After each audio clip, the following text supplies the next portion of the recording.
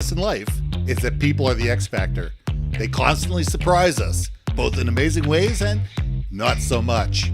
We're Ben and Syya, and welcome to the Gnaw on This Business Bites podcast. This show is all about real life things we all deal with every day, how they relate to business, and how to make some sense out of our daily chaos. Welcome to the show.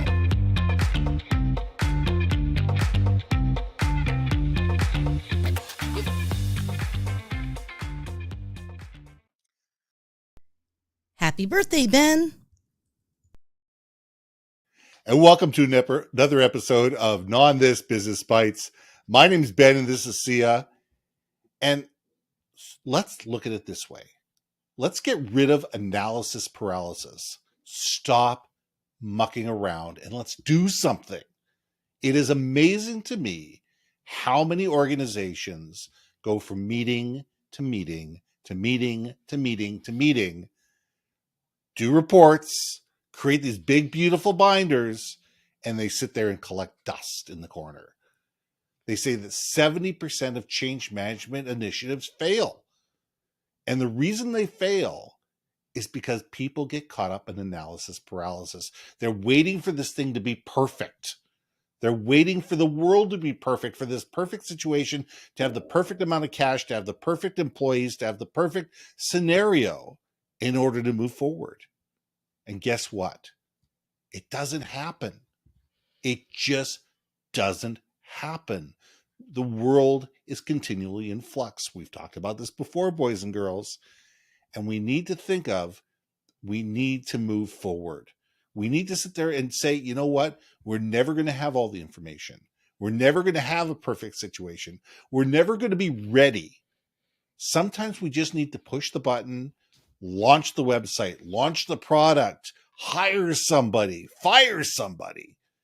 But we need to actually do it, because if all we do is sit there and talk, all we're going to do is frustrate people. We're going to frustrate people within our organization. We're going to frustrate our clients. We're going to frustrate everybody.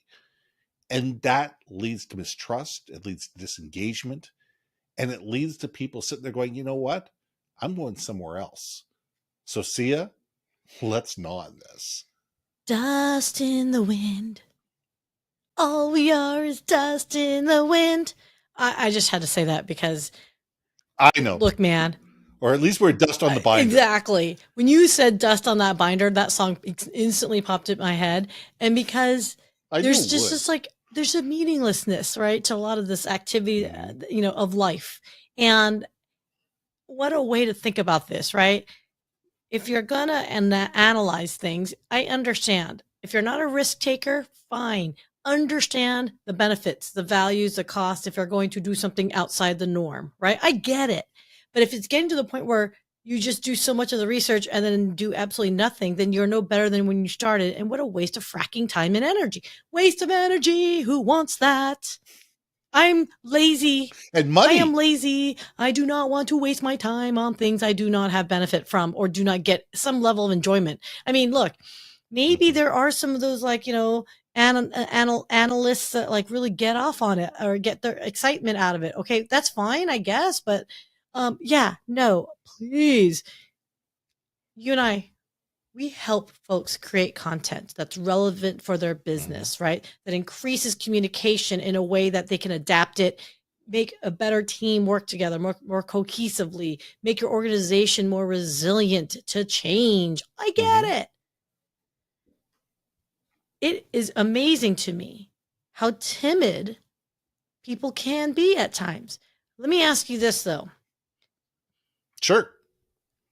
Certain personality types are more inclined to risk take. I am one of those personality types that has either no fear or I am just incredibly ignorant to fear, risk. You don't mind walking off the cliff because you're convinced the parachute is strapped to your back. Whether it is or it's not, you're comfortable enough knowing that that parachute is probably strapped to my back, and one way or another, I'm going to be There's fine. probably a puffy little cloud along the way as I drop drastically. Absolutely. Maybe a tree branch here that'll slow that momentum down. But yeah, I have always had that philosophy that, you know what? You will never know until you get there. And 99.99% of the time, your fears, your anxiety, your doubt is nowhere near of what the actual experience is. If anything, you made it bigger than it actually is, which is why. Always. Do you like roller coasters? I love roller coasters, but I gotta tell you, I get excited for the anticipation of that line more than the actual ride itself. I can't enjoy roller coaster rides completely because of that. Really, it's interesting. Okay, let's digress into roller coasters for 3 seconds. To me, it's the anticipation and the jump. It's that going up the first hill, knowing that there's that drop coming off of there. And let's leave it at there. But it's we need to sit there and say, okay, let's bring this back and say we need strategy. We can't have ready, shoot, aim. Okay, ready, shoot, aim doesn't work either. Okay. In all cases, there has to be some strategy. There has to sit there and say, okay, we've got a goal. This is what we're trying to do. Here's where we are. This is where we want to be. All right, we need to build a plan. All right, go. But the problem is a lot of people miss the go. Yeah. Or they take way too much time analyzing, reanalyzing, rebudgeting, and refocusing, and putting another report on it, and hiring a new set of consultants to come in and tell them what they already know or justify why they shouldn't go ahead in the first place. We spend an enormous amount of time, and we actually abdicate responsibility to a million other people for something where most of us just have to sit there and say, you know what? This is where we're going. We're going to jump. You know what? We may end up having to go left. We may have to go right. We may have to go underneath. We may have to go right, but keep the goal in mind and we'll be okay. It's never perfect out of the gate. Why do you think Microsoft is on version, Microsoft 11, Windows 11 version 1.24724822347? You know what? There's always going to be another revolution coming up. And we need to sit there and say, all right, we're going to make adjustments on the fly. But if we don't take that first step, we'll never be in a position where we can make those adjustments. Okay, let's I like my roller coaster analogy. Okay, but let's go back to the roller coaster. Hands up. Hands up. We're in the roller coaster. Hands up. Okay. Okay. Woo! Okay. Okay. Woo! But here's what's interesting. Gotta love centrifugal force. Oh. Okay, shall we talk about centrifugal and centripetal force? I really miss my spinning rides. Okay, that's it. Now you're making me. All right, you're making me squirrel. Back to the roller coaster. Okay. That's a new. And this is why we need analysis paralysis. This is a new topic, young man.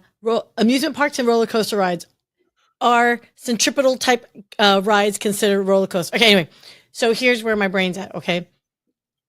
Do you remember, for those that are like on Disney folks of Florida, Anaheim, we're at Tokyo, yes. Paris. Disneyland has that Autobahn, Autopia, right? Of course. So you're driving, it's got like a center aisle, and it's got like little sized bumpers on the side, but it's got the center aisle. Yeah, you're locked in. You're locked in. You ain't going anywhere other than forward. Well, it's interesting to me because as a child, you're like, I'm gunning it and I'm woohoo. And you're like bouncing off the center rail. You're like breaking things and all that stuff, right? But you're driving. You're like, I'm driving. I kind of feel like that child innocence, that excitement of like, ooh, I'm driving a car. I'm like, I remember being way too short. And I'm like, by the way, full disclosure, I remember sitting on my dad's lap and driving that car. See, I don't think they allow that anymore because one stupid lawsuit and there you go. Oh, of course not. They probably didn't allow it then either. Well, look, we grew up in a different time where they just threw us in the back seat and let us like fly around everywhere. So seatbelt. What's a seatbelt, right? They strap it on top of the station wagon. Anyway, okay, you're getting off course again. We need to sit there and drive the plan. Drive the plan. So here's a funny thing about that. So you've got that innocence as a child, like, oh, you pulled me back. Yes. Good job. Anyway, but I think it's interesting is you still see adults and you could tell how the way they treat that ride by the way they drive it. So there's some that are like, I'm never touching the middle rail. And then you see others like, I'm going to take race car lines. And you can only go so far on it. And some are like, I'm just going to leisurely go here. And you're like, I'm going to rear end you, Grandpa. Go, go, go.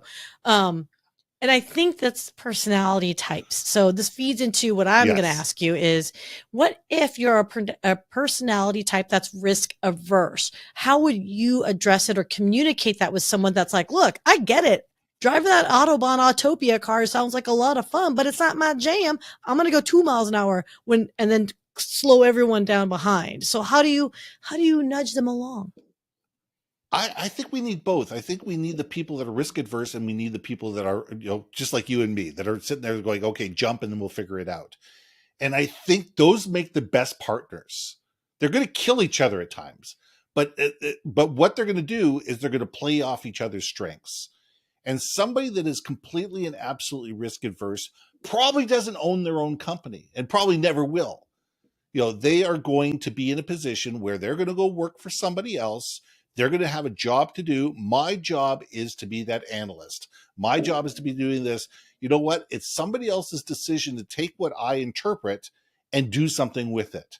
My job is to give them the best information possible. And there's nothing wrong with those people. Having those people on your payroll or having those people on your team is phenomenal, because they're going to see things that you're never going to see. Okay? But you also need to have somebody in a leadership position that says, you know what? We've got the majority of the data. We have enough data to get to do the minimal viable product. Okay, let's launch the minimal viable product. It's not perfect. It's certainly not even close to perfect, but it's something we can show a client. And it's something we can sit there and say, here's something that we're looking at. It's in the beta stage. But if you leave it to the people that are going to be the engineers of the world and the analysts of the world, and my son is one of them, you know what? They're going to wait till something is perfect before it goes out the door. And if we wait to perfect, we're never going to see it. Those wonderful, amazing things that these people create will never see the light of day, because they're waiting for, all the buttons to work properly. They're waiting for for the right processor to come along in order to be able to drive the technology that they're looking for, and realize that, you know what, by the time we actually get this thing to market, it's going to be a year and a half of further R&D. But you know what, the technology is going to evolve, and we're going to evolve this product in the meantime. But in the meantime, we've got customers that are excited about this and have written us purchase orders to be able to fund this, instead of us funding it out of our own back pockets. You bring up an interesting point here. Is getting your client involved, right? In the Absolutely. Conception of it, to help maybe nudge it along. Because usually when we are trying to do some kind of change, it's largely because our client's asking for it. So again, I just want to, this analysis paralysis thing, all right? I see a lot of our clients, again, we're content creators and producers and all that good stuff. I find it fascinating that there are those that are still very hesitant to put themselves up and out there, particularly on social media. I get it. You don't want to be canceled. I get it. You don't want to get fired if you say the wrong things. But I would say that type of mentality probably was more prevalent 10 years ago. Today, I think most smart, do you like my caveats? Smart businesses, smart corporations are okay with their employees creating a brand that exudes credibility, trust, because it only enhances their brand to know, hey, we hire amazing people, and vice versa. Mm-hmm. That you could say, I trust my company's vision and they're credible, so therefore I don't mind representing it or hitching my wagon to their branding as well. Why do you think, though, that even the marketing departments of a lot of these businesses that I'm talking to, why do you think they still hesitate, especially around social media, of putting themselves out there when they actually have a lot more to win and gain, but yet still do not? Two things. 5% of the people on social media produce original content. I think even today, that number is not that far off. Maybe we were at 6 or 8%, but the vast majority of people out there do not put out original content. They may share stuff. They may grab something and put it out there, but they may not ever comment on it. They may just take a post and reshare it, and that's their social sharing. Or the vast majority of people don't even comment on somebody else's post. They'll put a heart or they'll put a like, but they don't actually sit there and put a comment. I think in a lot of cases, we're people are afraid to cross that line. People are afraid that, oh my God, I may not look smart. I'm not as smart as other people are out there. My opinion isn't worthy. None of this is true, people. None of this is true. We all have opinions. We all have a place where we've come from. We all have a different perspective. And the more we can communicate that, and the more that we can create actual dialogue with people and say, hey, listen, you say X, I say Y, maybe there's some middle ground here. And it's getting rid of the black and white and into the shades of gray. But we live in a world where we've become so black and white. Everybody's afraid, as you said, to be canceled. Everybody's afraid to be fired. Everybody's afraid of the risk factor. And that's why there's analysis paralysis, is because people are more afraid about what could happen, than actually seeing and trying it and actually seeing what may happen. And I think that we need, as a society, to realize that a little bit of risk in our life, doing something every day that kind of scares us a little bit, and pushes our envelopes a little bit, is not such a horrible thing. If we live a life within the lines and we never touch the corners, we're never going to reach our own potential. I agree. And I think that's where we need to look at it. And I think it comes down to, we need to sit there and say, look, I personally would rather ask for forgiveness than permission. And sometimes it gets me in trouble. Sometimes it gets my wrist slapped. Sometimes it gets me yelled at. And you know what? I'm okay with that because I learned from all of it. But other people don't have that ability to take that type of criticism and just shrug it off and say, oh, okay, I'll never do that one again, and move on. I think it's a great question to pose to everyone, because we're running long, young man. I know we always get excitable on this. Yes, we are. So here's the thing. What do you guys do if you are in a situation where you're maybe overanalyzing? What's causing you to do that? And what are you doing to overcome it? I'd love to see that in comments. So that's my piece. And comment through the week on this one. We'll come back to the comments and we'll respond to all this. So let's leave it there. I think that's a great question to, for everybody to get there. What makes you scared, and why don't you jump? And what are you doing to overcome it? So I'm Ben. I'm Syya. And we'll see you soon. Hey. Thanks for listening to another episode of Gnaw on This, Business Bites. If you liked what you heard, we most humbly ask that you like, share, and hit that subscribe button. And if you want to communicate more effectively within your organization, contact Ben at yourbrandmarketing.com or me at brilliantbeammedia.com. We can help you build your community, brand awareness, and personality through digital content and podcasting. We cannot wait to hear from you. So see you next week for another episode of Gnaw on This, Business Bites.